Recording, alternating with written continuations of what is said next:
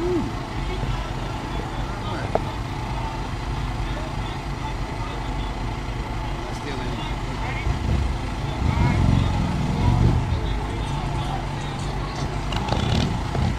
welcome back. I'm MVP TV Network. I'm Anissa. I'm here with my co-host today, Howard Gillespie II. Welcome, Howard. Happy to have you today. Thank you. Welcome to be here today. Thank you for being here today. Okay. Well, we're just going to jump right on into it. Let's hit the rewind button today, right? Okay. We're going to take it back a little bit. A few months ago, when all of this first really started revving up, right? Started out as a drizzle, right?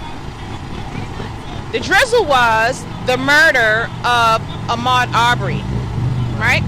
Took 2 months. 2 months. For them to arrest the perpetrators, right? 2 of them, 3 of The them. 2 perpetrators. Now it's 3, right? It was, yes. yes, exactly.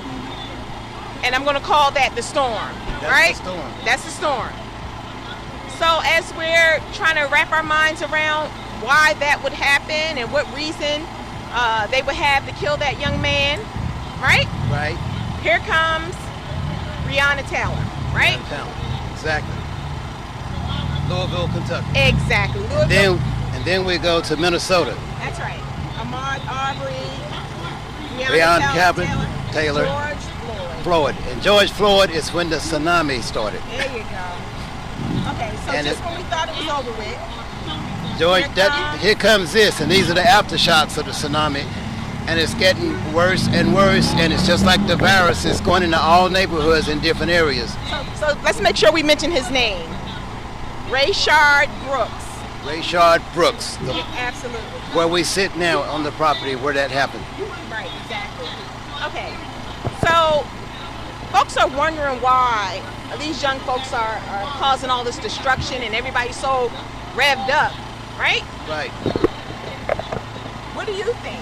What do you think is the reason behind the destruction of the property, as we can see behind us here with the Wendy's being burnt down?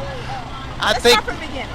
I think that comes from you got your millennials, but I think a lot of that power is coming from your Z kids, your Z generation. They're the ones that have not seen this before. That's their first time. They're result oriented. They're aggressive. And they don't care nothing about a box. That's the first thing they do is get a box. So with that, and they're results oriented, and they don't stop till they get results, and that has been the difference. Plus, it has brought the moms and the parents and your interracial folks out too, because it affects all of them. And being silent is the same as the violence itself, so they can no longer be silenced. Okay, so I'm seeing a little different, something a little different this time. Downtown. When this thing first started with the Ahmaud Arbery, right? We're at the courthouse, people are marching peacefully. Right. In the evening, things got a little crazy with Right. the destruction of property and the breaking of the glass, CNN, the steakhouse down there, right? Right. And people are asking why. Well, I'm going to give my opinion why. I think that this is the way that the younger generation feel like they can be heard. They're doing something a little different from what we did when we were younger, and the folks that came before us did. Right. You know, we marched, peaceful protests, and we got some things done for the most part with the civil rights movement. Right. But I think what's happening is this is the video age, right? And the death and abuse and torture that was happening back in the day that we spoke about amongst our years later. communities. Right. It's not being seen the way it's being seen now. No, it's always been there, just not video. Exactly. So I think this video age has shedded a new light on the abuse that's happening and the deaths that are happening amongst the black community when it concerns the police and young black people. Right, and it's instantaneous, and from all angles. So you got a multitude of people there, and they are aware, they are woke, just for such things. It doesn't change the narrative of the culture yet, but I see it bending toward justice, as Dr. King said in the day. And they say that it's hard to punish, so to speak, someone who's not afraid to die. These young folks out here, they're not afraid to die. They're At ready all. to give their lives for what they Right believe in. now. You know why? Because they're already losing their lives, right? Exactly. Okay. Absolutely. And so let's bring it forward a little bit. Okay. Breonna Taylor, you know, innocent young woman in her bed. Right. No knock warrant. No knock warrant. She gets shot 8 times. 8 times. And she's an EMT worker. She's one of the service folk also. And her boyfriend had a right to have the weapon. And they were at the wrong house. And not only that, but the gentleman that they were looking for Was already arrested. He was already in custody. He was already in jail. And how do you get around those laws? I think they're talking about abolishing the no knock warrant. Right. You know, they just gonna get rid of it, which they need to. I think they really need to. What they did for Louisville, and as I understand it, your Senator Rand Paul is introducing not so much on the no knock, but what would be even greater, in my opinion, is the right for them to have every officer's record available for people to see as far as the abuse. Because this gentleman on the knee, he had 17 counts against him. 3 of them included shootings. That was my next step. George Floyd.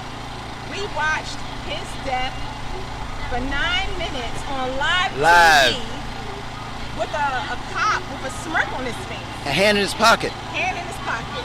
Now, what do you think that hand was for? What do you think that hand was in his pocket for? Confidence, power, and as I say, a culture where, so what? You know, it's not going to happen. I got a union that doesn't see that. Right. All they see is defense, contract, and more money. I will be protected, basically. Right. I would be protected at all costs. Wow. And if that wasn't enough, here we have a week later? A week later. And you have right here in Atlanta. Rayshard Brooks. A gentleman sleep in the drive-through trying to get food, falls asleep. He probably was a little inebriated. That's what they're saying, right? Well, but if he was a mute, no, it's not a crime. And if he was inebriated, for you to get away from 2 of them is questionable. And then secondly, it's already been proven that a stun gun is not a deadly weapon. Right. So it was no need to do that. They could have blocked it off. It's nowhere to run here. Lost his life for a crime that wasn't even worth losing your life over. That wasn't even a crime. Right, why isn't it even a crime? To fall asleep in a driveway. It's not a crime. In a drive-through of a restaurant. I'll tell you. Okay, so we're here discussing right now Rayshard Brooks' situation.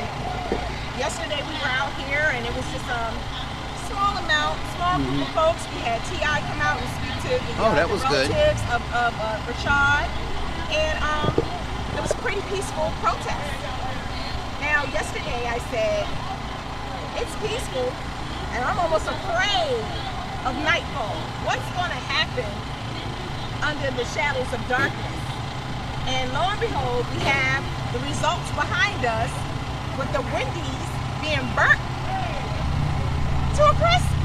Burnt to a crisp. I think it's a total loss. The young folks, this is their way of screaming, saying we want to be heard and we want change, right? That's their way to the wallet. That's their way of going to your wallet. You know, if you notice any company or corporation or whatever, they go to your wallet. That's how they get your attention, even your fines. Right. So in their vision and their time, and because of the age it is, they want things instant to them. Slow to them is a week or months. Yeah.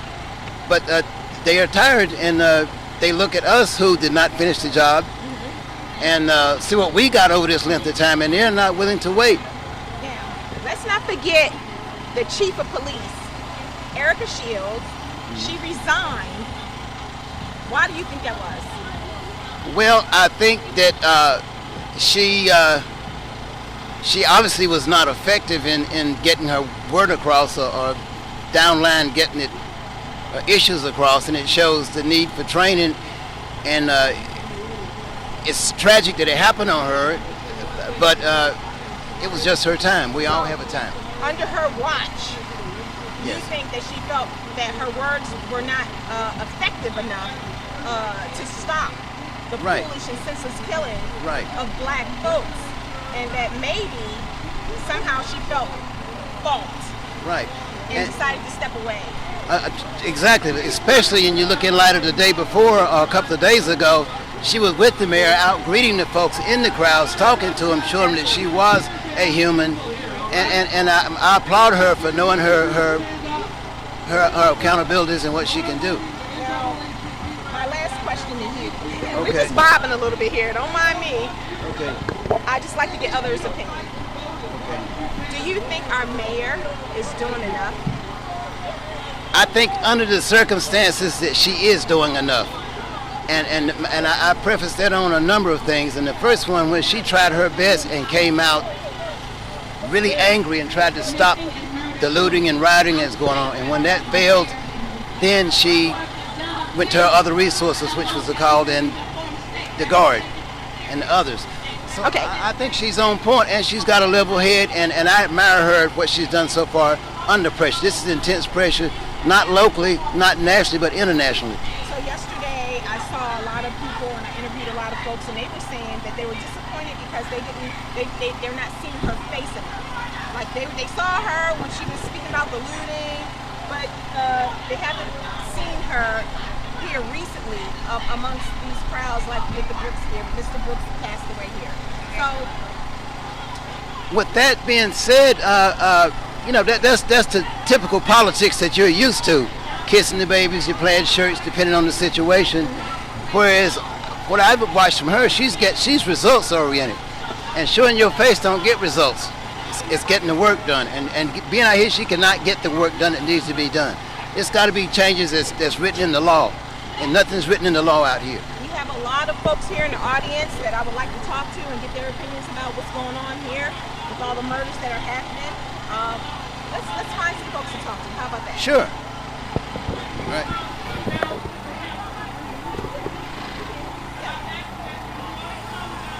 Step out the way here so you guys can actually see the destruction that has happened last night with this Wendy here on University and Pryor. It's unfortunate, but I believe again that these are the young folks out here screaming and want to be heard. So he's gonna bring up. Hey, how are you? Oh, hold on. Yes, have a seat here. We have. I gotta go. Okay, no. We have Hustle Man.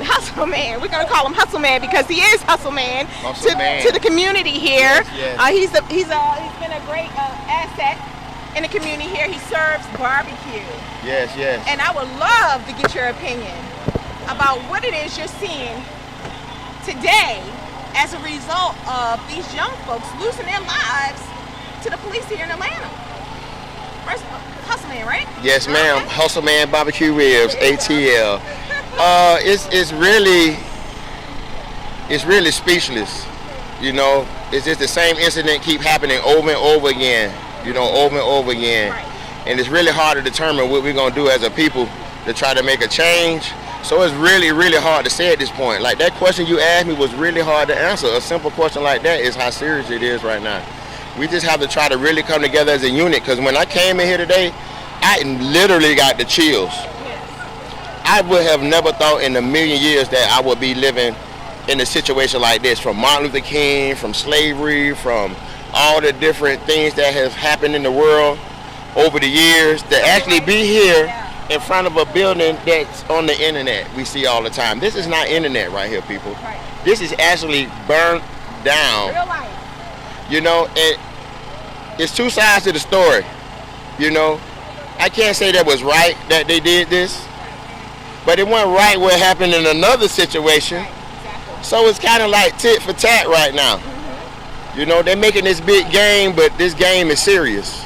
And we need to slow down and see what we can do as a people and stay pillars of this community, as well as you, because you're a pioneer in this community as well, ma'am. I've seen you around doing your thing as well, you know, on site, you know, with the news, keeping people updated on everything that's going on in the community, and you're doing a great job as well. So we have to keep this going so people can look up to us and be like, damn, they doing it. Even though it's hurting us just as bad, they're looking over here like, oh, they on TV. Yeah, let's do it.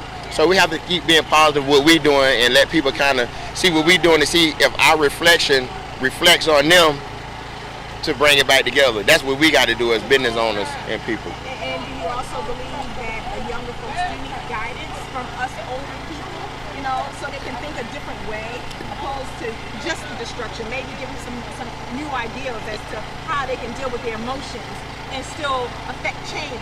Yeah, definitely that. Definitely that. We have to stay with our foot down. You know, it's tough because it kind of, the morals got away from us. When we had parents and stuff, the morals kind of got away.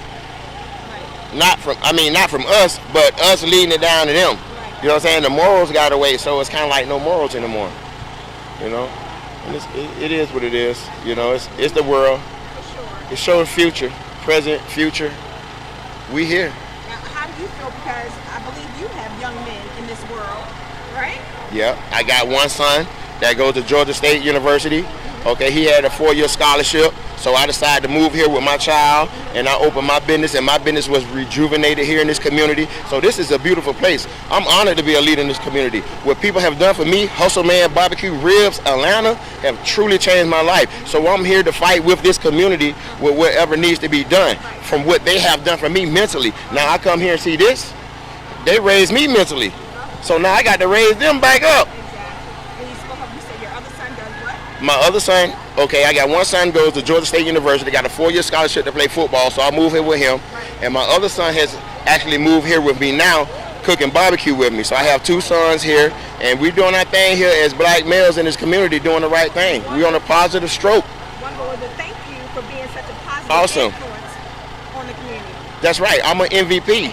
It's MVP Entertainment, ain't it? Yes, with it the is. beautiful Miss Anissa. Thank you Oh so man, much. it's I awesome. appreciate you. Thank you very much, ma'am, for having me. Thank you. And I wish y'all the best. Absolutely. Hustle Man. Okay,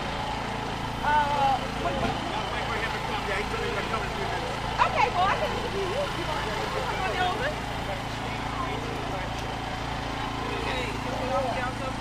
I appreciate that. Thank you so much. You can actually just go that way and put it right there on the ledge for us. I appreciate you. Thank you. Thank you. Hey, how are you? I'm okay. Well, I'm Anissa, and you know, this is Bill, and we run MVP TV Network, and they brought you over because you wanted to say something to the masses. What's your name first? My name is Winfrey Young. Winfrey? Winfrey Young. I am Vice President of Pittsburgh Neighborhood Association and Chair of Friends of Pittman Park, and I'm co-chair of the Beltline Public Arts Advisory Council. Okay. My husband is the artist Gilbert Young. If you've ever seen the work of art of the man reaching down for another man's hand, that's called He Ain't Heavy. But I'm here because I have 3 grown sons. My oldest boy just turned 35 on the 5th of June. My second baby is 33, and my baby is 24. And I stood in front of that memorial just before the rain started and imagined my own child being shot in the back because he had a night out or whatever. And it just broke my heart and hurt my heart. And I've just done a vigil 2 or 3 days ago for George Floyd, but it seems like this is bigger than just one man dying. This is black men dying, and it is beyond at warp speed, and it is beyond imagination that you can be shot down in the back in an atmosphere that's already racially charged. What would make that officer think that he could even get away with that? These are the problems that we were dealing with, systemic problems. And so I have been speaking. Joyce Shepard is our city council woman who just walked by. But we have been talking last night and today about actual policy and law changes and things that need to happen on many more deeper levels than just standing out here raising our fist and talking. We got work to do. And Everybody's always asking, what's next? What's next? What's next? What's next? What's next? What's next is you should have been in voting. Anybody that let some little bit of rain stop them, that was not right. But we need to show up. When people say show up and let us hear what you have to say, show up and let them hear what you have to say. Don't just say we need to do something. In your mind, formulate something that you think we need to do. Talk to an elected official and tell them what you think they need to do and give them a timeline for when you think they need to do it. But biggest of all, and I saw this with Starbucks, when Starbucks said the other day that no person that works for Starbucks can wear a Black Lives Matter t-shirt or any kind of memorabilia, when they do allow the pink shirts when it's breast cancer, and they do allow pride shirts when it's pride. So I said then, I'm never going to Starbucks again. So it's got to be about dollars.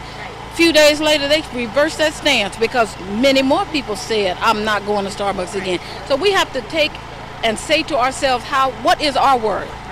Trillions of dollars of worth. Who are we going to spend our money with? Let's all decide to spend our money there. Who are we not going to spend our money with? Let's all decide not to spend our money there. And I think economics is going to be the way that we help turn this thing around. So did you hear about July 4th through the night, 4th through the 7th? Yes. Are you going to be a part of that and not spending any money in the community or any other store? I have been doing that since for the last 2 or 3 weeks. COVID helped with that.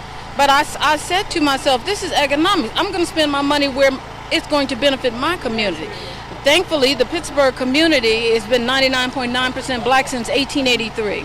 It is the oldest African-American community in the Southwest. And so we do a lot. My husband and I have been volunteering in that community for 20 years. Pittsburgh? In Pittsburgh, right down the street here. And so, it is about spending our money where money is welcomed, and spending our money where we can assist our own.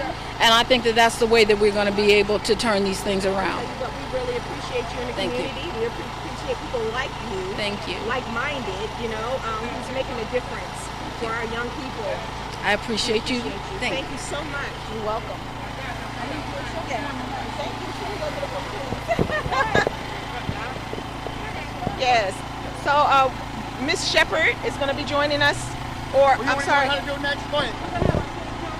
Ms. Shepherd, I believe, is going to be Senator Shepherd is going to be joining us in a second. I appreciate you. Come on right now. Yeah, you come on. Let me Yes, go right yes. quick. I can be long until we get her. No, it's fine. Oh, How are you? Thank you. So we have here today. Oh, 1 second. He's telling me 1 second here. Can I see that? That's Reverend Raymond. Raymond Johnson. I'm not good. Reverend Raymond Johnson.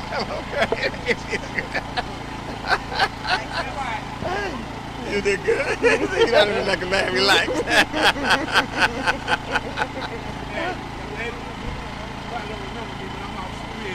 Hey, how are you? So my organization gonna give away some free food. I want to make sure I feed you and your husband. Wonderful. I really appreciate you very much. Thank you. So we're here live with Reverend Raymond Johnson. Yes, from Mount Pilsen Baptist Church in Marion, South Carolina. I got up this morning 4 o'clock. I got up this morning about 3. I left 4 o'clock and drove all the way down here for the cause. We got a lot of our church folks down here. Got children, grandchildren, cousins down here and in college here. So we come to check on them. All right. Sometimes you got to get out of the pulpit where the money is good, the tithes is good, and you got to get out and get on foot patrol and do God's will, and you get rewards from heaven. Yeah, a lot of pastors in the community get questioned about that, because they receive funds from a lot of the congregation, tithes and carrying on. But do you rarely see them out in the community when something happens, when their presence is really needed, when prayer is really needed? Come on, sister, that's right? it, that's it. And I got here, and I sent out some calls to the pastor. And I know we got a lot of preachers here in Atlanta, and I think I met 2 since I've been here since 8 o'clock. And I just like to say to the minister here, these young people here, they're thirsty. They're thirsty for knowledge. They need some knowledge, and we got to get out there and help them. I can't do it alone. We need the teachers. We need the deacons. We need the choir. We need the missionary. We need everybody. That's right. Especially amongst the larger churches. That's right. Yes. Come on out and lend a helping hand to Yes, sir. people. Yes, sir. It used to be about, when I came up, the Lord called me when I was 12 years old in the cotton field. And it used to be about saving souls. And now, but some of the preaching now, it's about how big a church I got, how much money I'm making the money. Right. So we got to get back to the basics, serving God. Yes, absolutely. Well, we sure appreciate you being out here amongst the people today, and maybe you can speak to some. If you wanted to say something to the younger folks. Well, I'll say to the younger folks, listen at your parents. You get out there, some children gonna tell you different things. Some people think that the kids think their parents don't know. Stay close to your parents. Your parents ain't gonna guide you wrong. and what they learned when you was young. You might deviate from it, but always go back to what the parents taught you. Now, this brings me to another question. Yes, sir. A lot of the young folks out here are not being raised by their parents. Mm-hmm. A lot of them are raising themselves. Absolutely right. What do you say? I say that it's hard. You got fathers out here, you know, and I know sometimes, and I'm not going to try to criticize, sometimes you break up and you can't get along, but put the love aside for the children. If you and her can't get along, those kids need a father in their lives. The kids need a mother in their life. And sometimes a mother fight hard, but sometimes that power come from the daddy and help just kind of get together between you and her. Put outside the difference and think about the children. That's what's important. Appreciate you. Yes, ma'am. Anything else you want to say before you leave us? Just want to do God will, and I want to thank y'all for being here today and getting up and come up here and take care of and spread the word. Because we got to put a muzzle on these policemen. We got to put a silent on. We can't let them keep killing our children. And then to the children out there, we got to stay away from the guns, and we got to stop trying to kill each other and talk this thing over with. Well, thank you for coming by. I appreciate you. And thank you for being nice and kind to me, you and your husband. Thank y'all. Thank you. Yes, ma'am. All right, so next in line, who do we have here? How are you? How are you? Thanks for being here. Thank I'm you. Representative B. Wynn. I represent District 89, so it's City of Atlanta, DeKalb County. Yeah.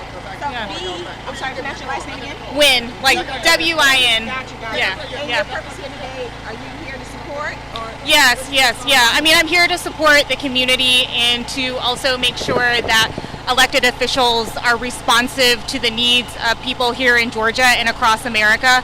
I think a lot of times there's a disconnect between what's happening at the city and state level. And we've been working a long time to address these things because we know that police brutality is not new. It didn't happen overnight. It's not just George Floyd. It's not just Rayshard.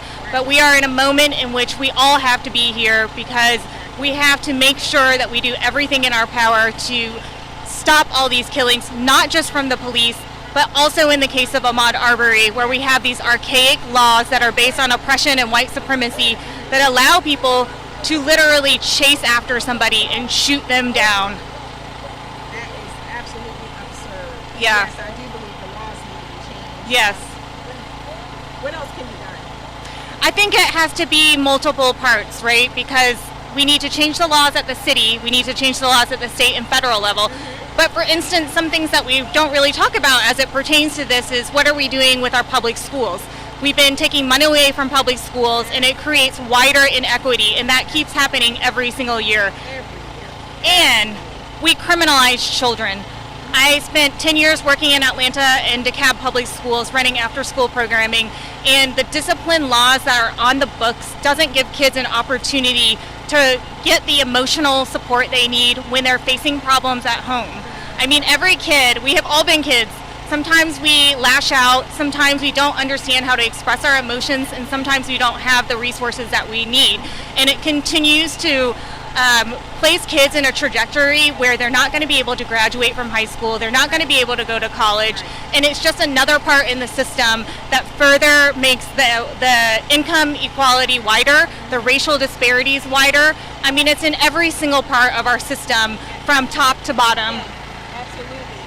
So what do you think about programs in the community, having something for these young folks to do so that they have a little guidance, even if it's not home with their parents, because a lot of them, Right. as I was explaining before, don't have parents. They're raising Yes, themselves. yes. What about programs in the community? What do you think about that? I mean, I think that is important, and I think that is something that is achievable without having to pass any kind of legislation. It is not something that should be caught up in politics. The reality is it is. So if we look at our budget for the city and the state, where are we allocating our funding? Are we putting our funding towards things that do not need it? We consistently give corporations more money.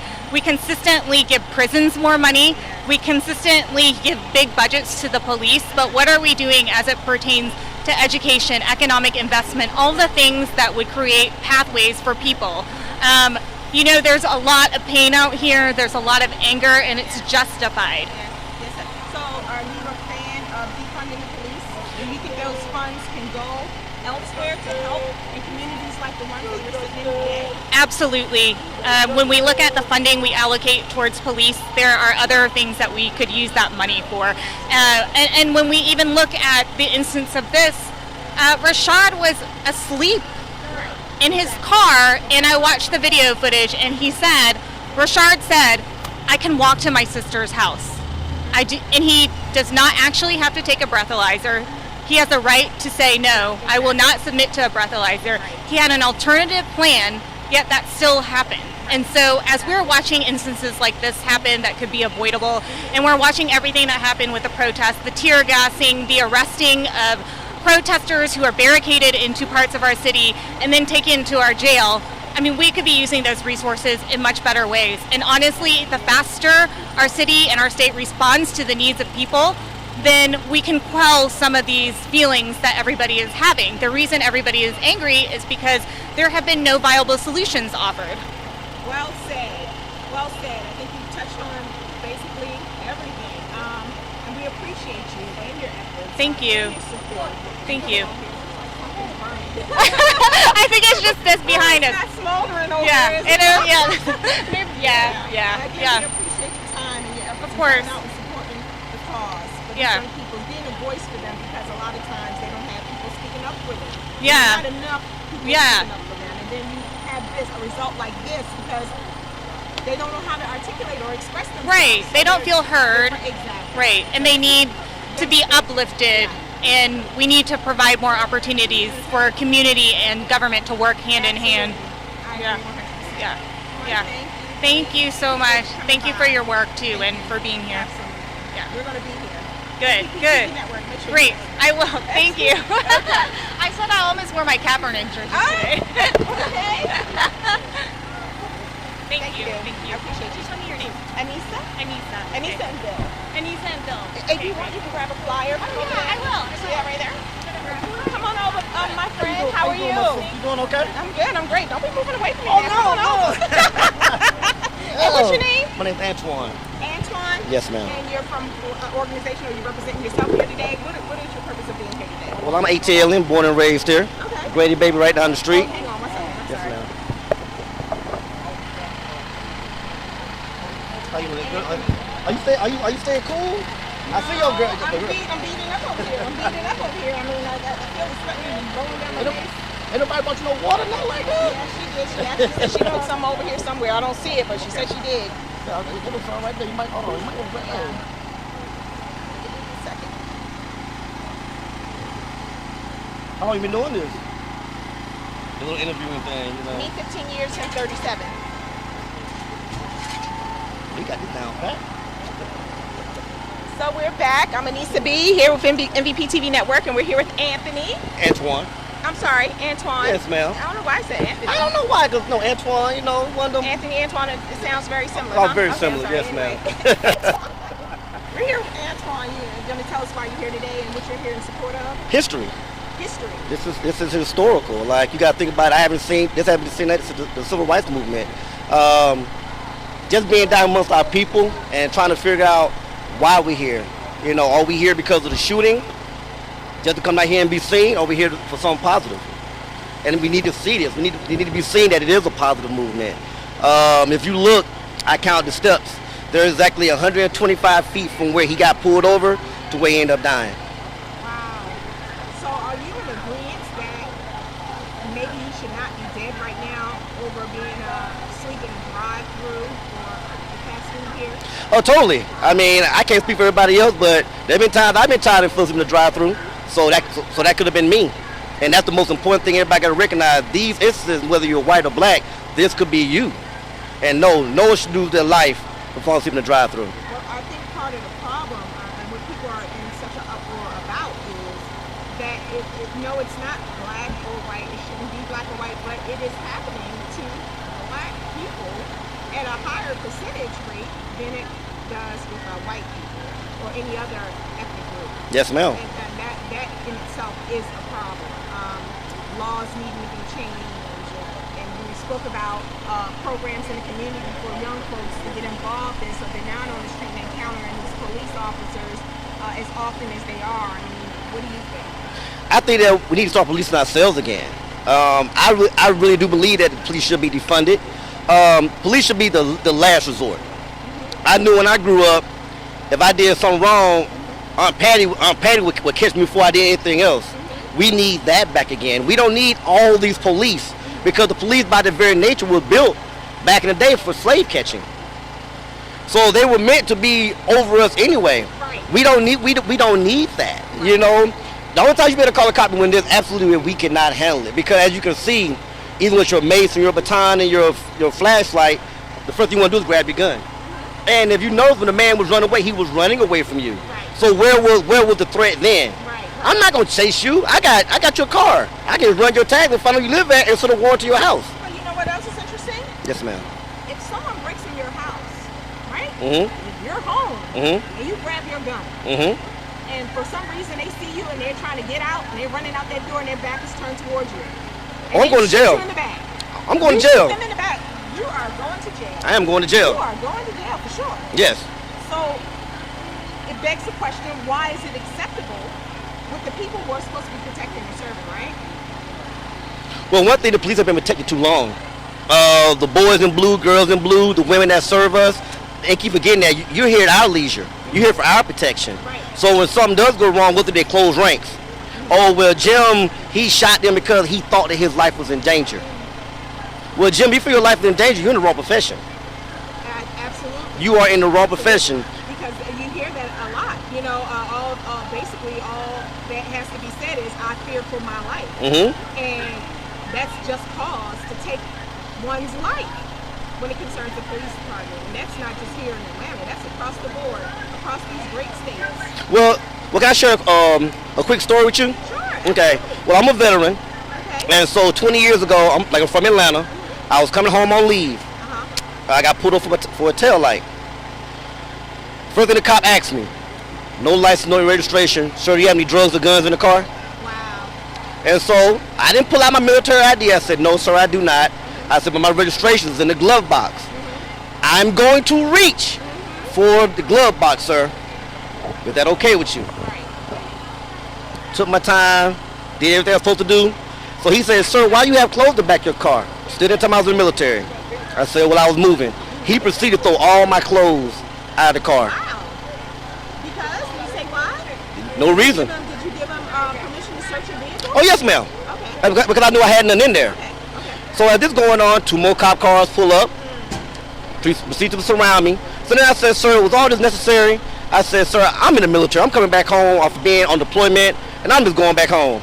Oh, sir, I'm so sorry this happened. Oh, it's my apologies. Thank you for serving our country. So you weren't just another regular black citizen. You were of the military, and they had to respect the fact that you served this country. Yes, ma'am. But not for that, everything went out the window. Wow. So I'm saying it's not in a biased manner, but I've seen the best of police and I've seen the worst of police. And in my honest opinion, I think that we don't need any police. Really? Now that's a flip. I haven't heard that yet. That we don't need to be police at all. But why? Do you think we need to police our own communities? Definitely. I mean, think about it. You know more about your community than the police do. When they come there to a break-in, they don't know who you are, what's going, anything like that. 90% of the time, if someone broke in your house, it's someone in your community. And you can find out within the next couple of hours who did it. You know, I grew up here on Cleveland Avenue. If little Pookie broke into my house, you already know who did it. So then what would be the result? What would you be able to do if we're policing our own communities? What would be the punishment for someone doing something like that? Breaking in your house or murdering your neighbor or raping a young lady in the community? Well, police, now we need we need some kind of law enforcement. But we don't need nobody coming there with guns blazing. We need to be like, hey, we know that such and such did X, Y, Z. You do more investigation, more involvement with the community. Because for the most part, we want to feel safe in our communities. But if we don't trust you, obviously we're not going to tell you what's going on. So less guns, more community involvement, and do more like actual legwork. Know who you're serving. Because the police, I mean, do the police even know what they're serving anymore? I know back in the day when I grew up off of Cleveland Avenue, we had a cop that his own little beat. He knew everybody there. So if you know everybody there, then you know the pulse. Yeah, well, I hear that there's not much of that going on anymore, where the cops, walk the beat in the community, and they actually stop and talk to the neighbors and citizens and get to know them and who they are and members of their families, their children, so that people are not so afraid to have an encounter with the police.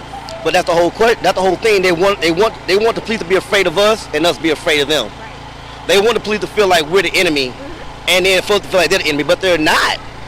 I mean, their motto is to protect and serve. To protect and serve. Not to kill at will, to protect and serve. And unfortunately, somewhere along the line, that got lost in the sauce. Unfortunately. Yes, ma'am. Well, again, it's a little frustrating, a little exhausting. Well, you can't be frustrated. It's going to get better. And it's not going to be us going to get better. I don't know if the camera can see. It's going to be these young kids out here going to be the ones that's going to change the world. It's going to make a difference. Yes, ma'am. That has been a consensus since I've been out here interviewing the people. Everybody thinks that they're going to matter. They're going to make the change that's necessary for us to move forward and not feel afraid. I feel afraid every time you get pulled over. Yes, ma'am. Well, we appreciate your interview and your time. Well, thank you, ma'am. I appreciate it. It was nice talking to you. You be safe now. So I'm assuming that my co-host is out here.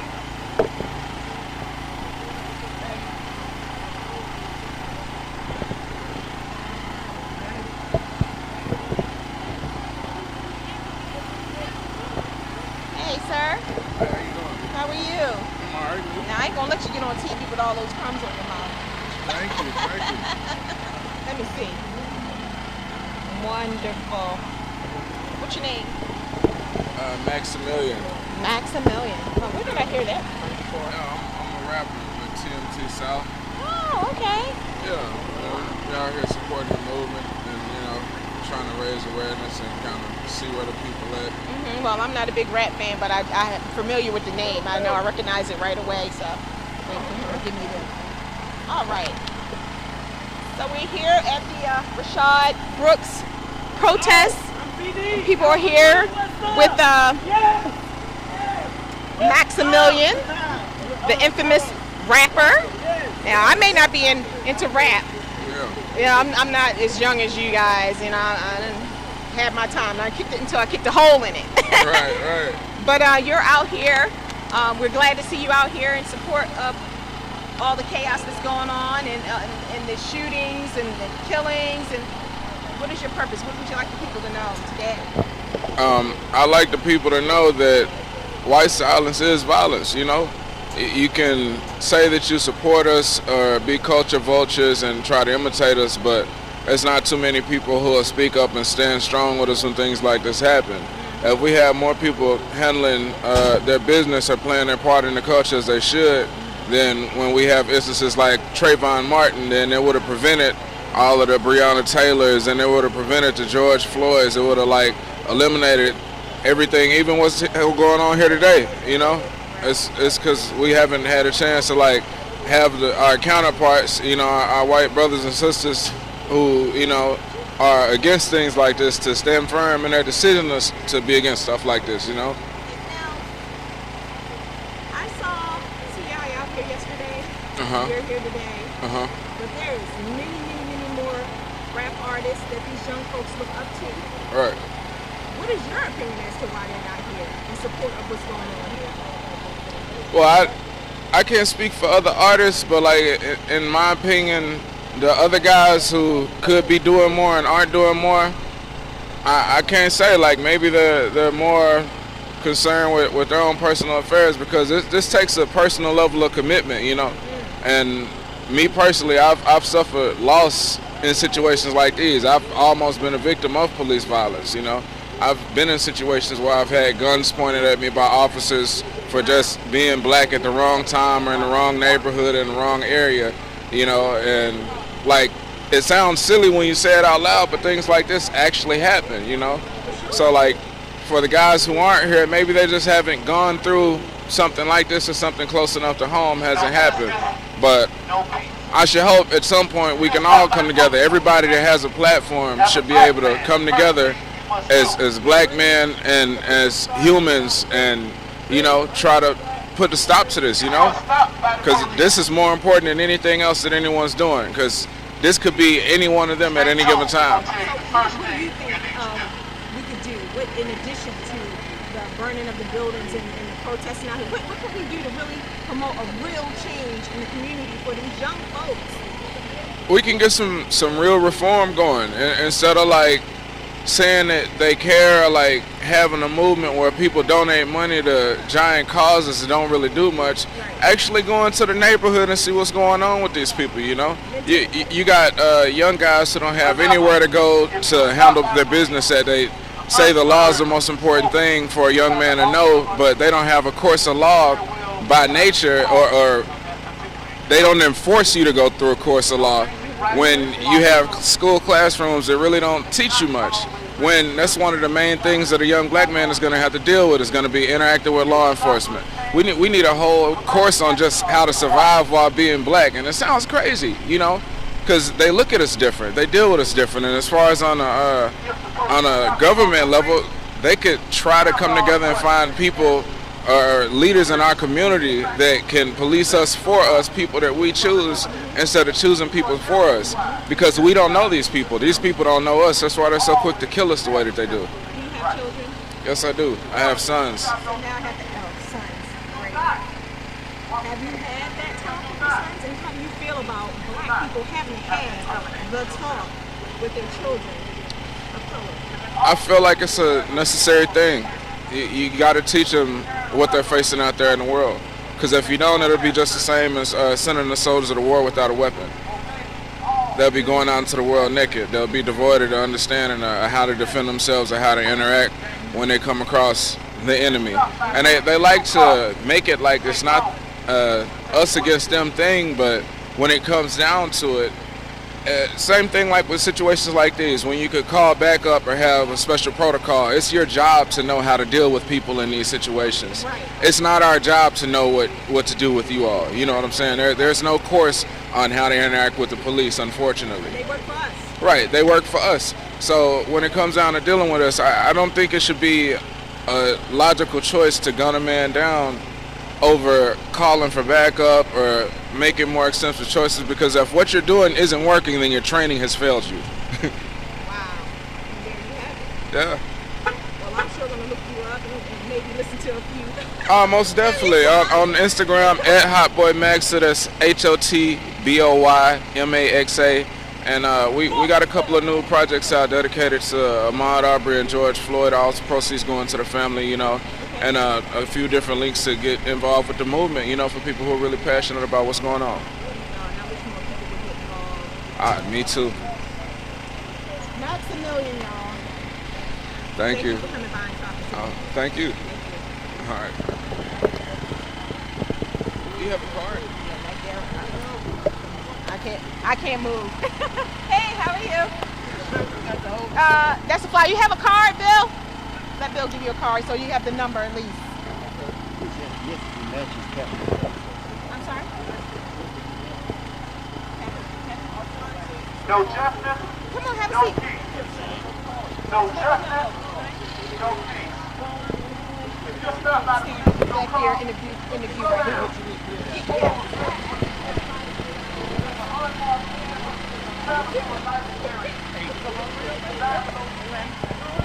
You too. Right. Well, I know. Hey, how are you?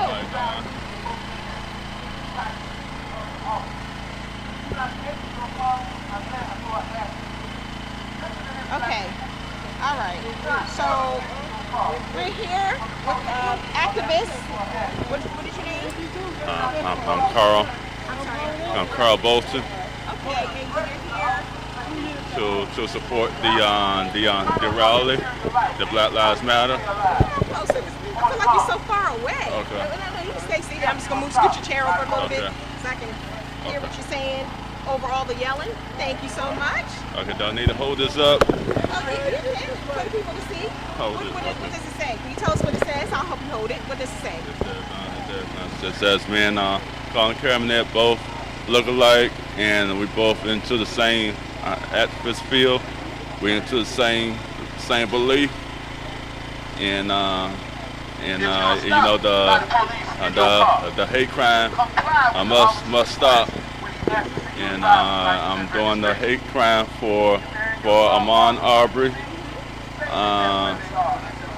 Trayvon Martin, Breonna Taylor, Rayshard Brooks, and here it is, 2020, and we still stuck in the 1950s, and back in 2015.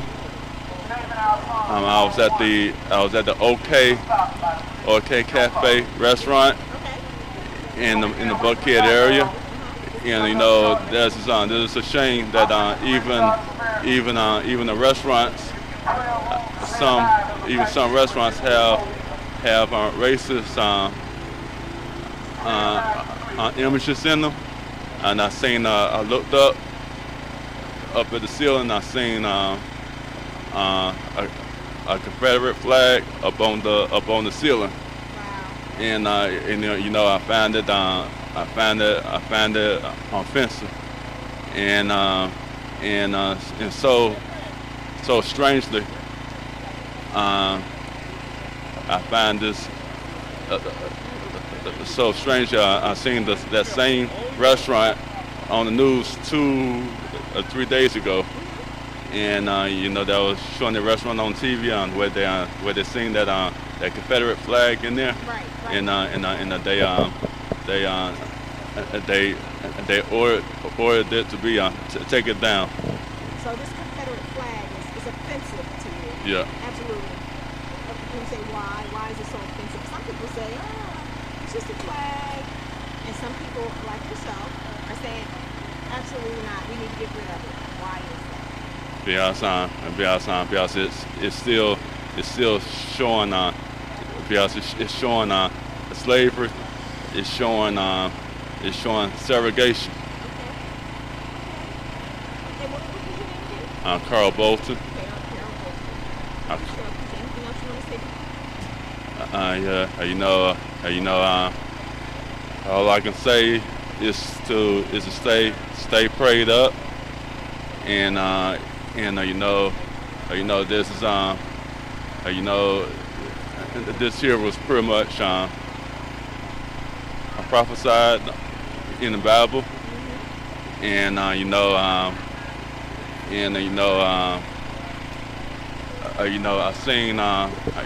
42 years old, and I seen Colin Kaepernick in my vision about 31 years ago, and I said one day it's gonna be a light-skinned guy. He's gonna resemble me, and we can basically pass for identical twin. And Identical twins to Colin Kaepernick. Okay. yes, ma'am. All right now. And and I said God is going to be using him as a measure to prepare people for the end time in some sort of way, and God is going to use him to spread the message, to tell people that we gotta get along as a unity, stop killing one another, stop stereotyping one another, and stop judging each other, and start getting along as a unity. Well, we sure appreciate you stopping by and interviewing with us today. Colin Kaepernick, he was born in Milwaukee, Wisconsin. He grew up in the San Francisco Bay Area, and when I grew up right here in Atlanta, over on the south side, over in East Point, and then my father, he grew up in DeKalb County, Tucker. So know about the west side and the east side, and while Colin Kaepernick is looking out for his black brothers and sisters all over the West Coast, like in Seattle, San Francisco, Los Angeles, San Diego, Las Vegas, Phoenix, and in the wildlife. I look out for my brothers and sisters all over the metro Atlanta area, like College Park, East Point. All over Atlanta, basically. All over. All right. Well, I thank you. We appreciate your time, and here, hold you on to your time. We don't want you to lose that there. Nice message, for sure. Thank you again for coming by and speaking with us. Thank you. Thank you. All right. You have a blessed day. You too. Thank you. Okay, so I know you've been at it, so we're gonna allow you to take a break. Thank you. Thank you. take over. Thank you. Sorry. Bye-bye.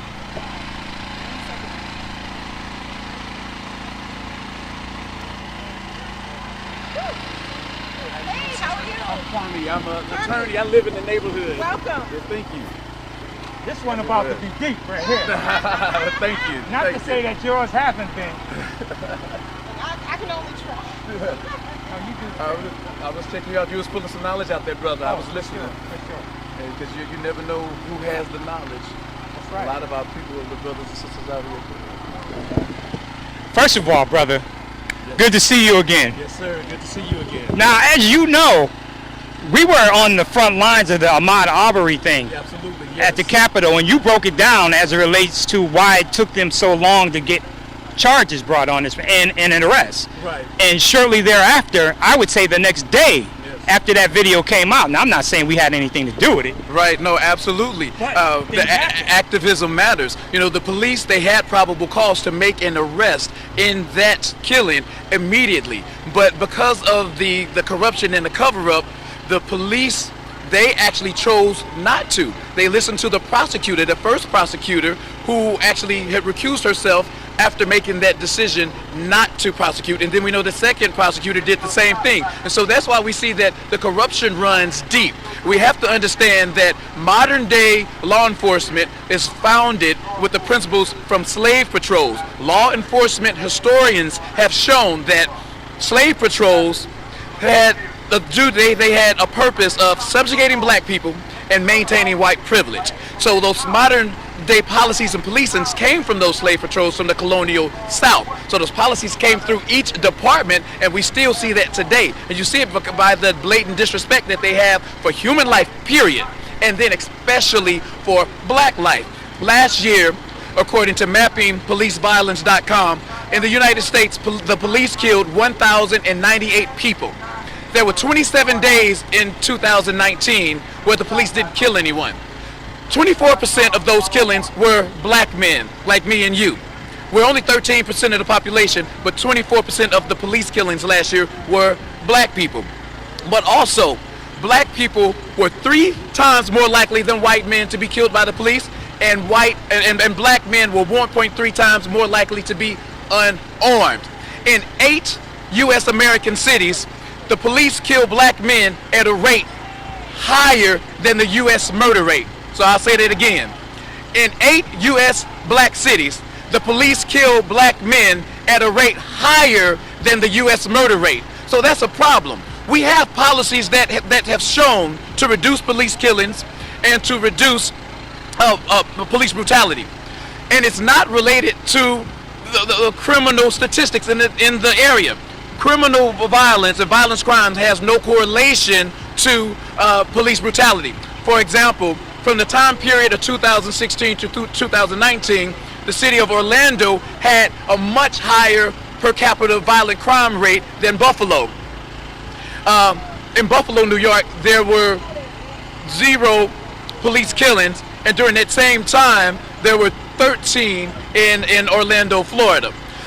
So we just have to make sure that we look at the policies and not just those overall numbers, although they're startling, but what it boils down to is that we're being killed, and there's genocide against us as black men. And so we have to not just revamp these organizations, we have to abolish and do away with the organizations. If you live in a community and the police are killing black men at a higher rate than the U.S. murder rate, then that terrorist organization is not there for you.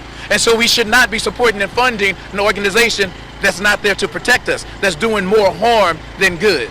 So let's move it forward. Yes. I was here yesterday They were serving hamburgers here at this time yesterday. Yes. Now look at it. Right. Now, I'm not going to say whether I agree or disagree. Right. But what I say is this is going to attract attention, no doubt. No, absolutely, and activism matters. I participated in some of the protests in Ferguson, Missouri. You know, they had a lot of fires and property damage in Ferguson. But black life is more important than property damage. And this is a black-owned Wendy's, and this is my neighborhood. And so hopefully they will rebuild. But what happened in Ferguson, Missouri, and just what happened in the last 2 weeks, Miss Ella, who is elected as the first black female mayor in Ferguson now. So we have a black police chief in Ferguson, a black mayor in Ferguson, and the city manager, who is my former college roommate at University of Missouri, is the city manager in Ferguson, Missouri. So all of this matters. You really can't tell people how to protest. Some people are going to protest the way that they know how. They're going to release their anger. They're going to release their love the way that they know how. But it does matter. As you will recall, with us demonstrating for Ahmaud Arbery, there were not any arrests made when we first started organizing. That man was murdered in February. It took over 70 days for one arrest to make. That's because we caused national attention to those issues. Now, what do you think about Erica Shield, police chief, resigning? What message do you think that sends to the public?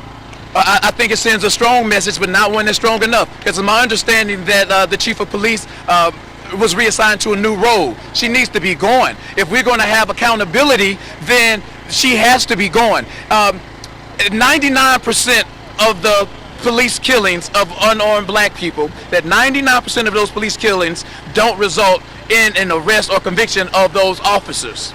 So what do? So we have to terminate them, and then we have to get new people in those positions, and we're going to have to just rebuild. We're going to need attorneys that are working with the police departments. We're going to need psychologists, social workers. We need a team of people. You can't have someone writing tickets, giving someone a speeding ticket, and then going and having someone's life in their hands. Just like we have meter maids, we need to have some officers that are only assigned to traffic. Then you have to have people who are trained to deal and interact with other human beings. We've been here too many times. Yes. And it just seems as though the message is not being made. I mean, the rioting and the looting, in my opinion, seems to have made a difference. Right. Because I do know, working with people on the corporate level, that to get change, sometimes you got to affect the bottom line, the pocketbook. And it's going to take all kinds. You know, sometimes I come out as a legal observer. Sometimes, I go to court and I represent my clients. And sometimes I come and I participate in the protests and the marches and demonstrations. It's going to take all kinds, because it hasn't helped us. The police are hurting us. They're hurting us and they're killing us. My birthday was Friday. And so I said this week, thank you. My birthday was Friday. I live to see another day. And I told myself I wasn't going to do any work this weekend. I was going to just chill. It's been, we've been quarantined. I've been running a law office from home. And then this murder happened in my neighborhood. So I had to come out and demand that they stop killing us. So we don't have the luxury of having days off as black people in America. It's funny you say that, because I was over here for unrelated reasons. I was actually here. There's a business around the corner that fixes my TV truck. Okay. And I was headed over there, and I did hear about this. Yes. I get the news flash all the time, but I just didn't associate it with this particular location. I get off the highway and I see the protest. I'm in my regular car. Yes. I go home, come back, and I didn't leave here until late yesterday. So I ran upon this by accident. But like you said, there is no days off. No. I would love, yesterday and today, very nice outside. I would love to just chill out and do what I normally do on the weekends. Right. But this is about my life. It's about your life, because this could easily have been you or Yes. Yes. Again, like I said, this is right around the corner from my home. And so our community, we had an emergency meeting called. This is NPUV Zone 6. So NPUV is Mechanicsville, my home, Peoplestown, and Pittsburgh. So we had an emergency meeting. You had senior citizens and young kids mourning, crying in our meetings. So this time it's definitely different. We had a woman who spoke, who was one of the first black female officers in the city of Atlanta. She experienced brutality from the police. Our neighborhood president, son, was beat by the police on our street in our neighborhood. I've had problems with the police, and I've been practicing law for 20 years. Let me tell you something. I'm in my TV truck, well marked, right? So you see all of the different signage on there. Yes, sir. I was in the parking lot of a I don't even want to say what I was at a gas station, right? As I'm in the gas station, I see a guy, and it just happens to be a white guy, at the gas pump. Now, I was working on a story for one of the local news channels. I had both of my doors open so people could see wide in, as you can now, right? And this guy drove past me, and then I could see where he had his foot on the brakes for like 10 minutes. Oh, yeah. And then, but I didn't pay no mind. I'm doing my thing. Next thing I know, I get 6 police cars roll up on me, guns drawn, 2 in the back, 2 on the side, and 2 up in the front so that I wouldn't drive and go anywhere. Guns drawn. Yeah. And they said they got a call that there was a suspicious white truck in the parking lot. And I asked the officer, I said, first of all, when you rolled up on me, you ran my license plate.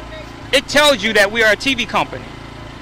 My truck looks exactly like Channel 2, Channel 11, Channel 4, Channel whatever, right? Yeah. If I were one of them, would you have rolled up on me this way? Right. I didn't get an answer. They let me go, no incidents. Of course, I didn't have an attitude. I didn't even turn my body. It was dark in the truck, but it was illuminated by all of the screens that I had on.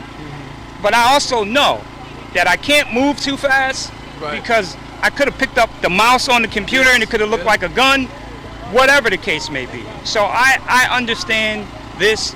You've been a victim of it. This is not something that is unique to... See, my black state reps are here. So those ladies who came out. I mean, but we need that. You know, and again, I turn my hat this way and I drive down the street. Yes. I'm a profile. Yeah, absolutely. I put my suit on with my glasses and I'm good. Yeah, as an attorney, I've had officers in my neighborhood draw weapons on me. And I believe that's an assault because by law, you know, an assault is not an unwarranted touch, and that's a battery.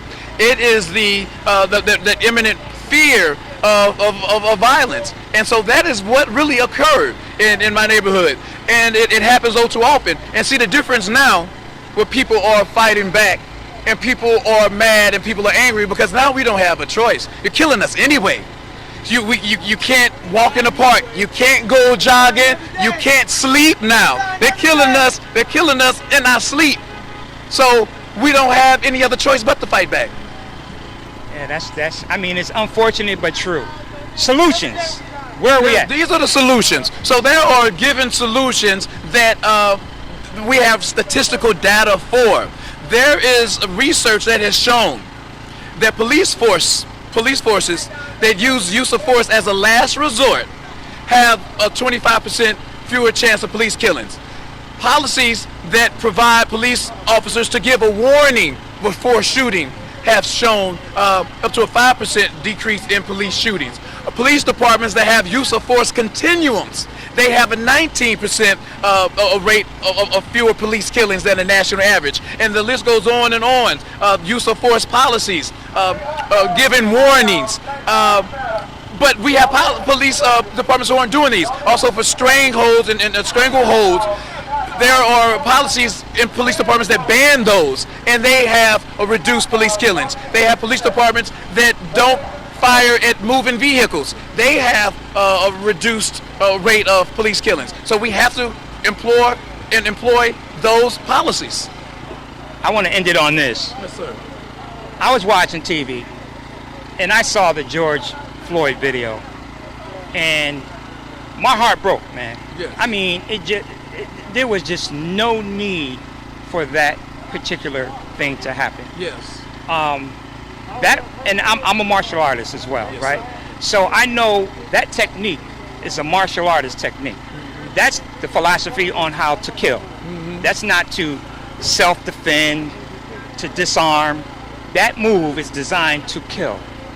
What would you say to those police officers out there who see one of their partners doing something that is a little bit nefarious or wrong, just straight up wrong, and the blue code of silence thing, what would you suggest they do? It's interesting that you say that, because one of the policies that is proven to reduce police killings is a policy that gives a duty on one officer to intervene if another officer is using excessive force. That's a policy that has been proven to reduce police killings. And so those officers should have had that duty to intervene. And what I say to them is simple as Black Lives Matter, because it's not mattering to the police departments. It's not mattering because this Constitution was not drafted for us. If we were considered 3/5 of a human in a document that was created for this nation, then that document doesn't need to exist and have power over us anymore. We have to do away from the ground up. And then this is coming from an attorney who has practiced law for 20 years and went to WashU Law School. The laws are not here for us. So Black Lives Matter. So until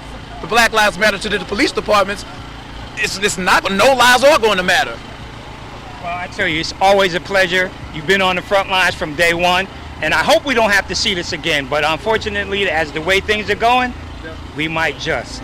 But how do people get in touch with you? How will we get them to? I have a podcast. TGIM is Jurisprudence on Anchor and Spotify. Attorney Kwame Thompson.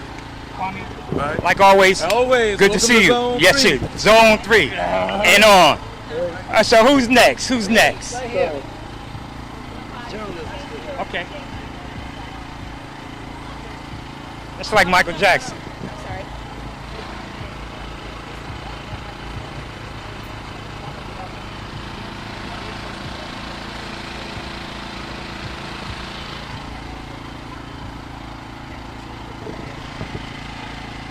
So how you doing today?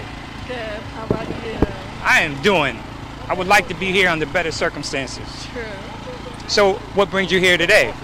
What brings me here today is that I'm just tired of just seeing everything that's going on, and it's just not right. Like, especially seeing that my brothers are getting killed just for no absolute reason when they're just living day by day, and they shouldn't have to be scared, and knowing that the white counterparts are just have nothing to worry about. So are you a millennial, or are you?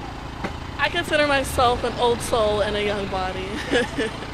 So how does this affect you and your friends when you think about your future, when you think about things that you want to do, but you see 20-year-olds, 30-year-olds getting snuffed out at a very young age? What does that do to you?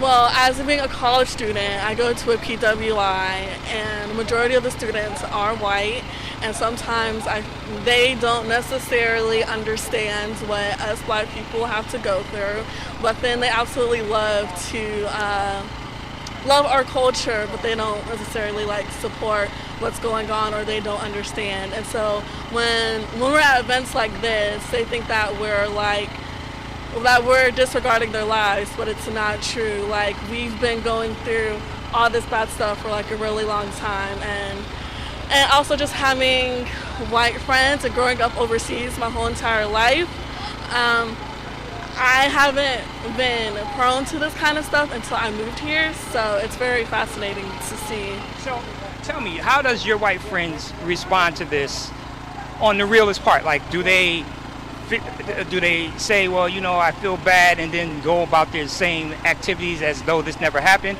Are they really sympathetic towards you? It depends where they're from. I feel like if they're from like the country, they don't really understand. But if they're like from like the city, they're more understanding as to like what's going on and stuff. So, and I think sometimes like my friends who are from the country, I feel like they try to say that they're understanding to my face, so they don't seem like they're racist. But deep down, they probably don't really care. So, at the end of the day, you see this destruction here. Do you agree or disagree? I have to say that I'm neutral. I totally understand and I support it. But there's just things that I feel that when all this is over, like, we're still gonna have this damage that's going on, and it doesn't look good for our city. So yeah. And in closing, what would you like the audience to know about? Of course we know Black Lives Matter, but what would you like them to know just about you as a person? that just don't judge me based off my skin. You know, like there was a lady who was talking and she was saying how when you cut off our body parts, we all bleed the same, which is red. So we're all the same people, and no matter based on our skin color, we're all the same. So. And I heard that you're a journalism student. Yeah. So one day soon, you'll be doing. What part of journalism are you interested in? Broadcast journalism. So I mean, you want to be in front of the camera, behind the camera? A reporter or a producer, whichever job comes up first. Producers make more. I heard that. Yeah. I heard that. It's good to meet you, and good luck with your career. All right. All right.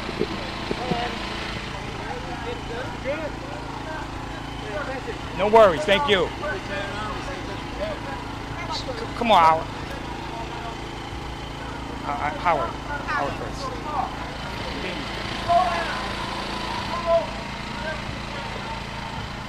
So Howard, man, you and I talk all the time. We vibe about a lot of different things. We're more on the old school than the young. The jury's out on whether our generation, dropped the ball. And I think we talked earlier, sometimes when you're comfortable in life and you got things pretty much in order, you don't really want to shake the boat. No, you don't want to get out of your comfort zone. You don't. And I've been there. I got out of my comfort zone, but it's not easy. And I think that it's kind of a double, triple-edged sword. And like you said, I think we didn't really drop the ball, but we did what we could do at our time that we had. And it took this literally perfect storm to make this thing work. First, you had to get people still. You got to stop them first so they can listen. So the families had a chance to be together with this pandemic. You get to sort out your own issues and your own closet issues. Then the news and other stuff, whatever you watch, the level this is on, you could not miss it. And then the younger kids, your Z generation, start asking their parents and their grandparents, well, why is this going on? What did you do? And that's where the term slogan, silence is violence. It's very interesting to see the level of commitment and stick-to-itiveness in bad weather and good weather. It didn't matter. These kids are out there, and they're out there from the time they get up in the morning until obviously late at night, and they will do what they have to do. I was even told that they will die for what they believe in because they're dying anyway. They're dying anyway, for naught. So why not have a reason or a cause? A very, very cause. And this cause goes across all socioeconomic, all of that. The worldwide this time, which is impressive to me. It really is. It's inspiring, it's motivating, because they are affecting change.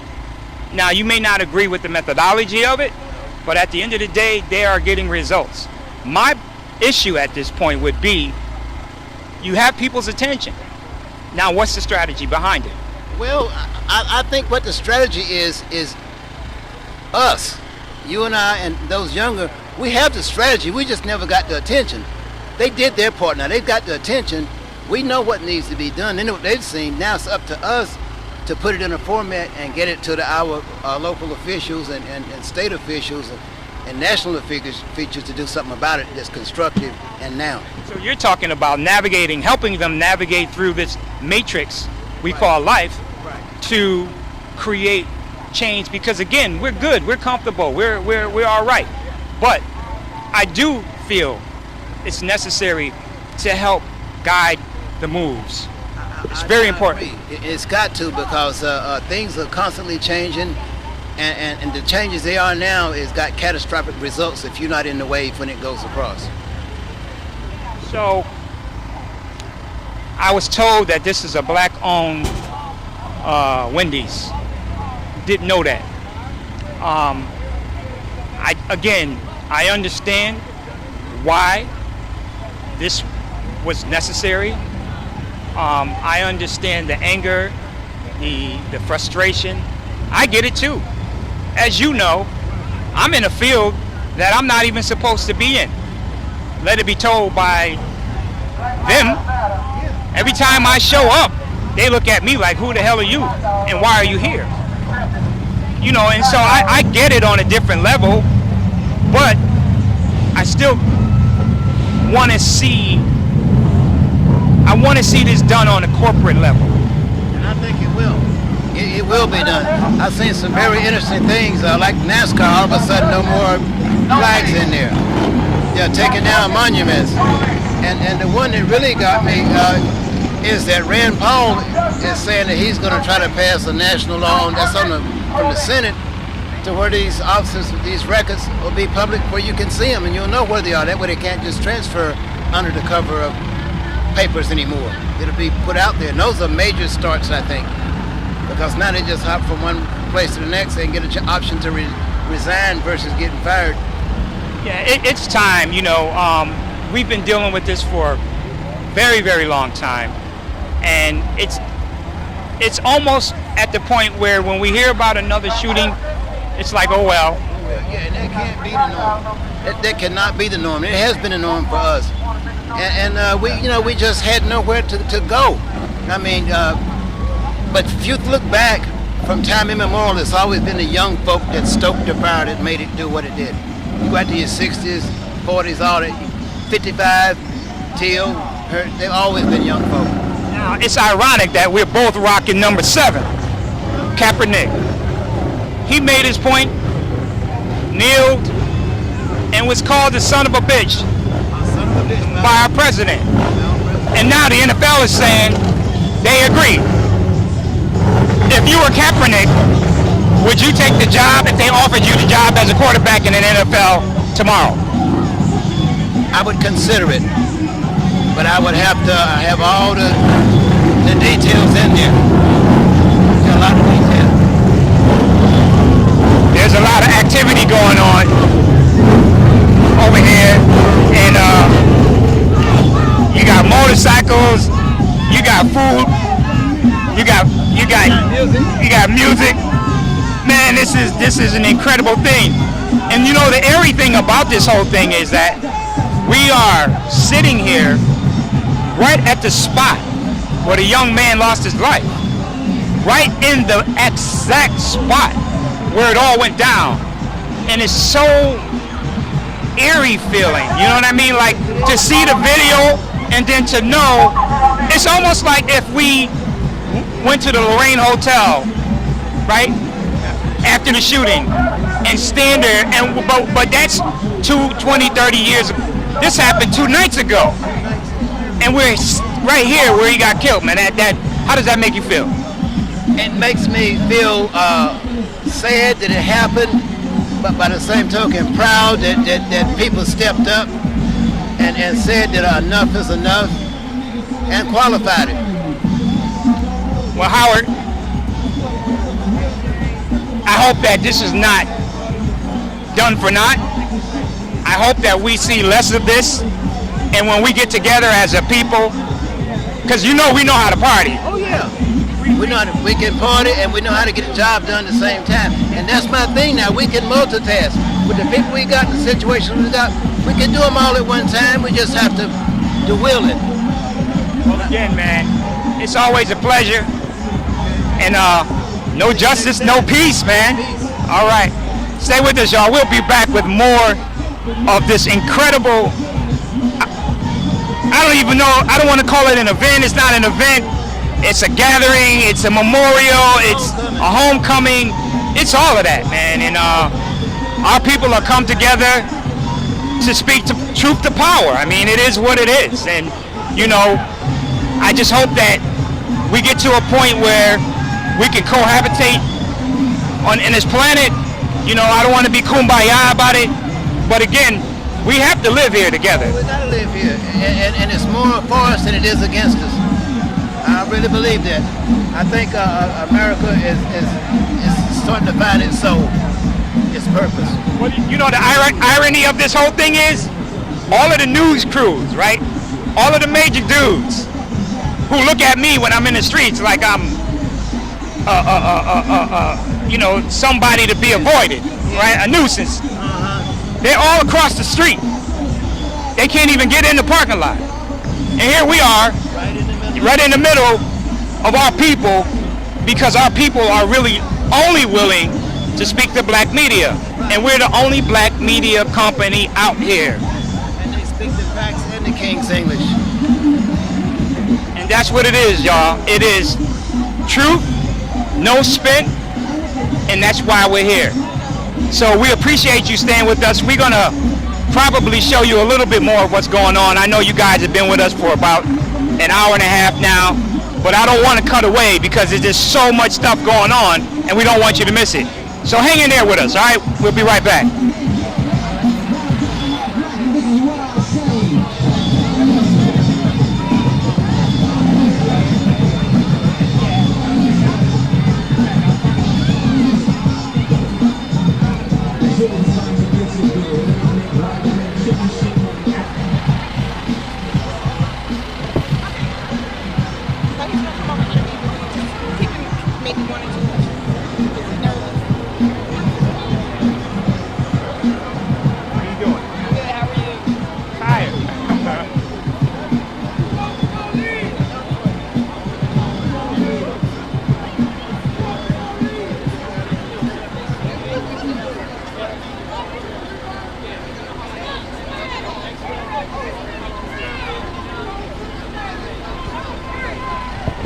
Stay with us, y'all. We'll be right back.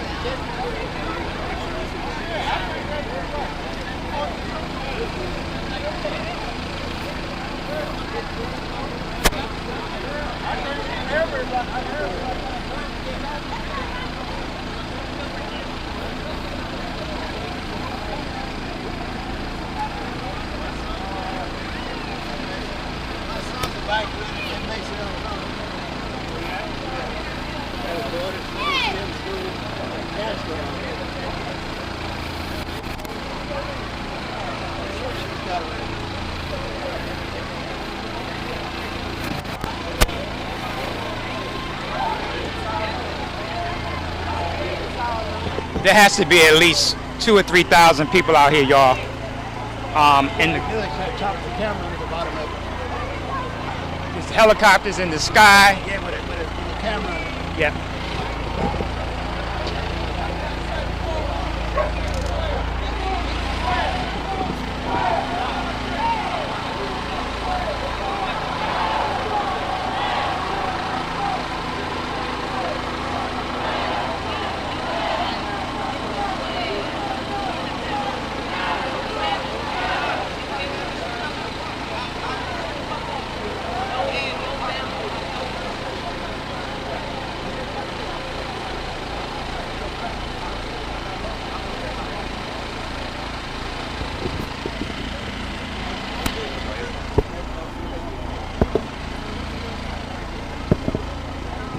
So how you doing, sir? How you doing, man? I'm good, man. So I saw y'all roll up about 15 deep over here.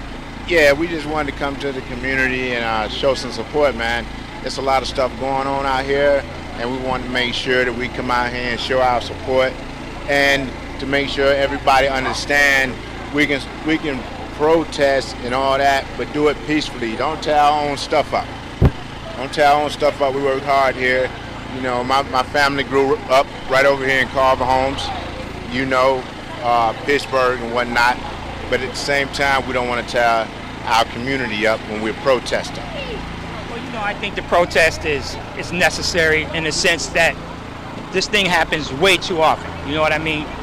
I drive, it could be me. I've been at this Wendy's I don't know how many times. Right. And it's just one of them things where my presence is I'm here before the same reasons you are. Right. So support, have our cameras showing so that, you know, because there are news crews on the other side, but their story might be a little bit different than It will be a little bit different. I mean, of course, everybody tell a different story, you know. But the main thing is we stay positive, you know what I'm saying, and we make sure that we protest the right way. And we're gonna get our point across. You know, people are fed up right now, and we're gonna get our point across. Well, we appreciate y'all coming. It's always a pleasure, man. Fellas look like, you know, y'all about your business. Right. And I love that. Because we all are about our business. I appreciate it. I love Atlanta, man. I'm born and raised, you know, so that's just what it is. We're going to come out and help the best way we can and try to tell the young people to, you know, protest, but protest, don't tear your stuff up. You know what I'm saying? Don't tear your neighborhood up. Do it. You know, it took a long time by our parents and their parents before that. We're going to protest and we're going to do it the right way. You know, if whatever happens, happens. What's up? All right? That's what's up. All right. All right, y'all be good. All right, you too. Get a picture of y'all together. You see how easy that was?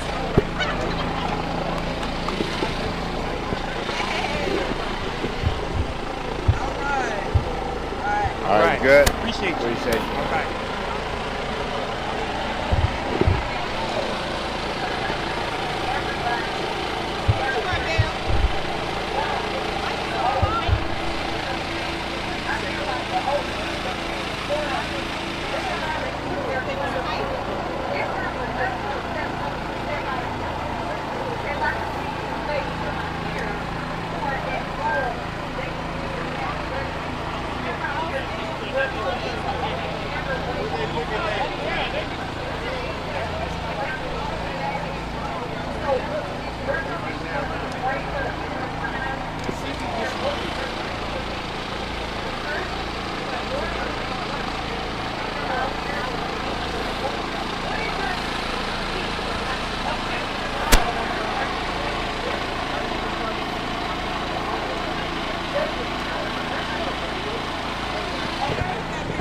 It's still live, y'all.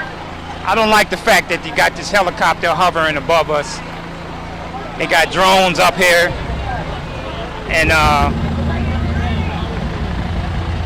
I don't know. It's just an awkward feeling. But we here. And the irony is that we got food being served. Thank you, Howard. When have you ever seen somebody pull up in a Wendy's parking lot, right? Selling their own food. Like, you know what that is. That's some black stuff right there. A black man pull up saying, forget Wendy's, I'm going to sell my barbecue. That's gangster, for real. But anyway, there's a couple of more things that's going to be happening today, so I want y'all to stay with us. So don't mind the dead time. We're going to bring you some more stuff. Make sure that it's compelling. Give you some more knowledge and education on what's happening down here and what the new moves are as it relates to protests and all those wonderful things that are happening in Atlanta.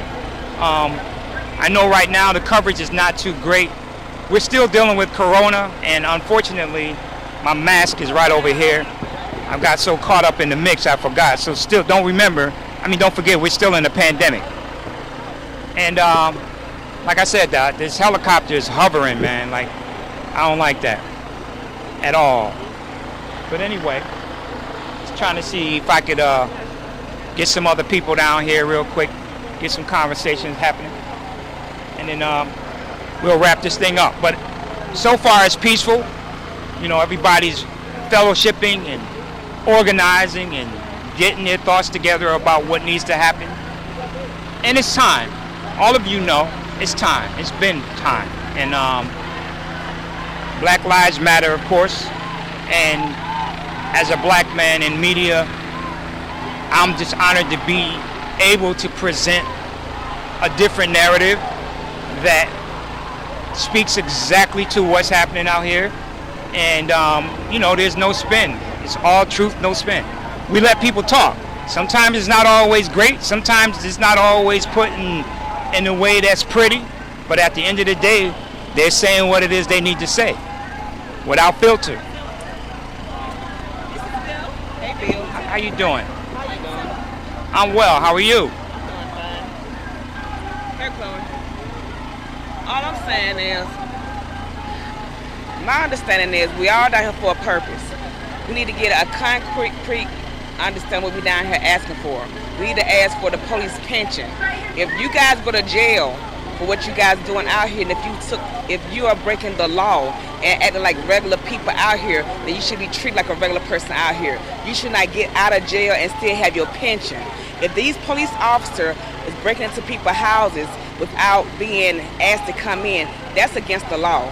And once a law-abiding person have went took an oath to be a police officer, that means you are like a regular person. You should not go to jail and get out and then go back to a regular job or go out, because if you are a felon and you get out of jail, it's hard for you to get a job. You become a felon. If you are a person who have touched children, you cannot live in certain neighborhoods. These police officers go to jail, get out of jail, and have the same rights. And some of them go back and be a police officer in other states. That's not right. We have to start hitting people in the pocket. When Michael Vick went to jail and we got out, he lost his endorsements and he had to pay back money. It happened to a black athlete. He did one crime in one state and he got penalized for the rest of his life. He's still right now fighting for what he did years ago and went to jail for. These police officers can go into someone's house and shoot and kill them and cover it up. That's called a gang. Anytime you have a bunch of people working against the system, it's called gang. It was said a long time ago with Eisenhower and Nixon that when they put into place all the conspiracy acts. A lot of these police officers is in with the conspiracy of controlling and bringing down our neighborhood. We need to go, and then another thing, when people start becoming police officers, they don't take enough time out to do a lot of, what's it called, training. No training, not enough training to be police officer these days. They don't train enough, and they don't have enough. They don't know enough about the laws. So to become a hairstylist, you have to take theory and physical. These police officers don't have nothing but some theory. They need more training and different type of training. My cousin husband told me last night that these police officers get aggressive training for different neighborhoods. That means you already going into a neighborhood bias. You already going into a neighborhood with issues. You already going in now with how you're gonna take down somebody versus you going there trying to de-escalate the situation. I didn't think we need to start hitting the pension. Police officers need to start losing their pensions. That's my only thing I want to say. What do you think about the police chief resigning yesterday? It's my first time hearing about it. She resigned yesterday as a result of what happened here. Something in her spirit made her resign. When you cannot do a job because people around you is prohibiting you to do your job, you have to resign. Because the people that what you're fighting for is not being right. That's shocking. And that's deep also. I think we need to start taking their pension. That's my thing is they need different type of training and they need more training. There's nowhere in the world we got this many people out here and not knowing who did this. This is not important. Wendy's not important. Not at all to me. Because Wendy's have insurance and it can be rebuilt. The message is this shouldn't have happened. How many people we know in our family have actually had a DUI? How many people in our family have actually been drunk? Being drunk and having a DUI do not mean you get killed. And if he did tase back at an officer with a taser, he could have been taken down with what they call them thing, a baton. He could have been tackled. It's so many ways they could have handled that situation versus killing him. It's so many ways that they could have did so many different situations versus killing us. My opinion personally, only thing I'm saying is they need to be trained differently and it need to be more extensive background check. Find out who these police officer fathers and mothers and cousins and granddaddies are. Find out how they was raised. Because I know for a fact in order to be a hairstylist, you have to take so many different type of tests. Why police officers be on the street after 6 months, 3 months, 9 months? That's not enough time for anyone. But I do feel that if you are a police officer and someone has put a complaint on you and you have gotten another complaint, at some point you need to go back to the academy and get some retraining, some different kind of training, some culture training, some diversified training. That's just my opinion. Well, I agree with what you say. I mean, because at the end of the day, this system the way it is now, it's not working. It's not working at all. But we have to hit them in their pockets. We have to take their pension. Because if I go to jail, when I get out, let's just say if I'm what they call them people, let's go back to DUI. If you get out of jail, you got a DUI, you got to get a different type of driver license, insurance and everything. These police officers, they get suspended with pay.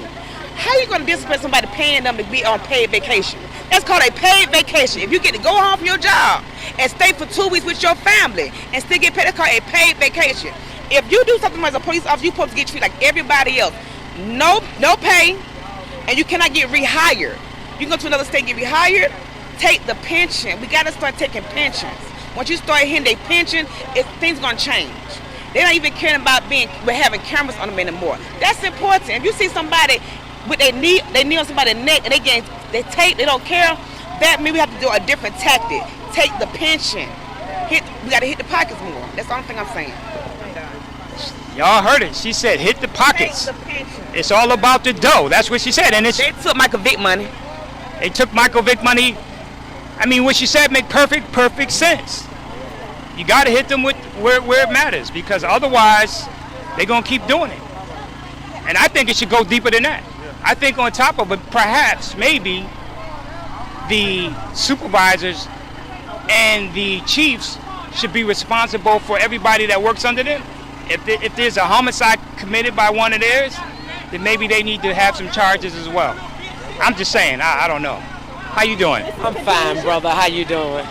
I wish we were here under better circumstances, although I'm enjoying my people. Exactly. But this is necessary. It is. It's definitely necessary. The thing is, I love it, but we got to make sure that we get down there tomorrow morning for the hate crimes bill. Because if the hate crime bill was already in place, the severity of what this officer could be charged with would be far more. So I came out here today. I was out in the street asking people to vote for me.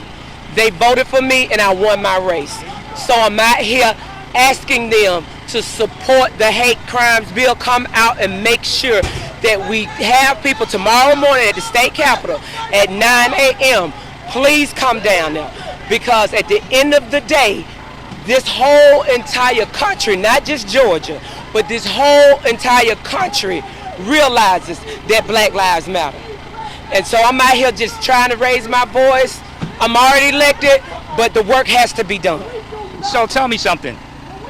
There seems to be so much emphasis, so much focus on the state of Georgia.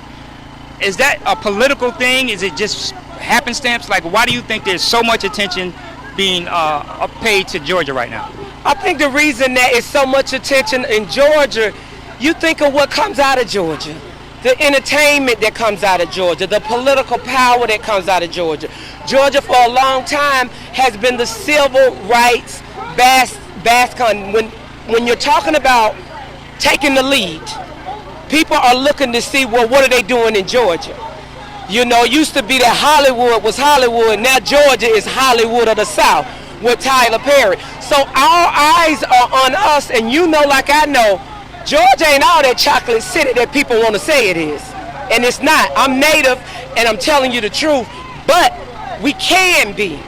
We can be. We can live up to what people think we are. But we have to empower our young people. We have to make sure that our entrepreneurs are equipped with the right resources, that the systematic racism, whether it's redlining, whether it's environmental racism, whether it's making the brothers that get felonies that can't vote, it's a whole slew of things that are put against us, that if we come together and work, we can fight. It may take chip by chip, but we can beat that block down. We can make sure stuff like this, and what you're doing, you know what I'm saying? What you're doing, the fact that you're bringing it to the people. Because the people need to see what's going on in these streets and know that they can be a part of this. Now, since you talked about the election, and I'm so glad that you won again, Fulton County, DeKalb County was blamed for some real, I don't even want to say what I think it is. Well, let me say it. What you're talking about is Fulton County and DeKalb County has the highest concentration of African American voters, okay? So when you're talking about voter suppression, where are you going to go and cause the problem? You're going to cause it in Fulton County, in South Fulton County, in Southwest Atlanta. You're going to go to Southwest DeKalb. You're going to go in those areas. So don't tell me that we had new voting machines, but you didn't take the time to train people. We got a ton of organizations out here that want to put people to work. And we got plenty of money and resources where we could have hired, we could have partnered with some of the organizations that Dr. Rayshard Ritchie and Derek Bozeman. These are organizations that has young men and young women that are hungry to work. You could have partnered with the social organizations and hired these people and trained them. You didn't want to. And so that's why we saw the debacle. But the good thing about it, brother, is it happened before November. The Secretary of State is responsible for the election debacle. Don't let nobody fool you. He tried to point a finger to somebody else, but that's his responsibility. And so it starts at the Secretary of State, then it comes down to Fulton County, then it comes down to DeKalb County. So we must take that as a cry. We must take that as an outcall that it's going to happen even worse for November if we don't get it together.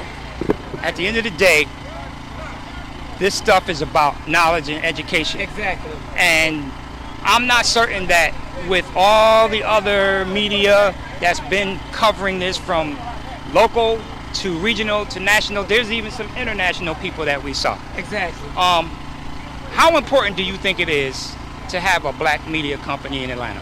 It's extremely important because you know what? We've got qualified companies like yours. And my personal challenge to not only myself and other elected officials, let's stop running to the same non-African American vendors. We got vendors that can handle everything from catering to electrical to communications to entertainment, whatever. We got to put our money where our mouth is. And we've got to stop going to these same politically motivated companies that are non-African American giving them these contracts. We have to get very reputable companies like yours, companies that just need a slice of the pie. You already know what to do with the pie. You're educated, you are trained, you know what to do. You're a leader in your field, but if we don't take the slice of the pie and give it to you, we'll never have it. So I'm an advocate for self. It's not that I don't not love another community, but I love mine first. Well, that's just like my saying, and I'll end it on that. I say, I'm not anti-white, I'm not anti-anything, I'm just pro-black. Exactly, all the way, power to the people. Black Lives Matter. Black Lives Matter. So you heard it first. Listen, don't forget, tomorrow morning, 9 o'clock at the state capitol, you have to be there for the hate crimes bill. Exactly. That thing has to happen. Exactly. Thank you, brother. Take care. Thank you. All right. All right.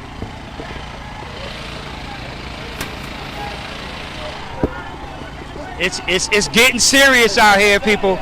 You got education coming down like that. Listen, it's all about the bottom line. It's all about the politics. You know, we have to really start holding people accountable, because otherwise this stuff is never going to stop. It's going to continue to happen to us. We're going to continue to get beat down, and then you're going to wonder why we don't have anything. We don't have anything because we can't even get together. We can't even agree to disagree. We just always got to be at odds, and the whole crabs in the barrel type of situation. Whether you get ahead before the next man, who cares? Let's just get ahead. Let's let somebody get to the mountaintop. That's what Martin Luther King was trying to do. We ain't there yet. We're not there yet, people. So anyway, for those of you who have been with us for the last 2 hours, I know this has been the marathon live streaming, but it is totally necessary for y'all to hang with us, because there's all kind of people in this parking lot. There's celebrities, there's all kind of folks, and we're going to bring them to you in a minute. So we're going to end the stream now, but we're going to come back in about 10-15 minutes. I got to get something to eat.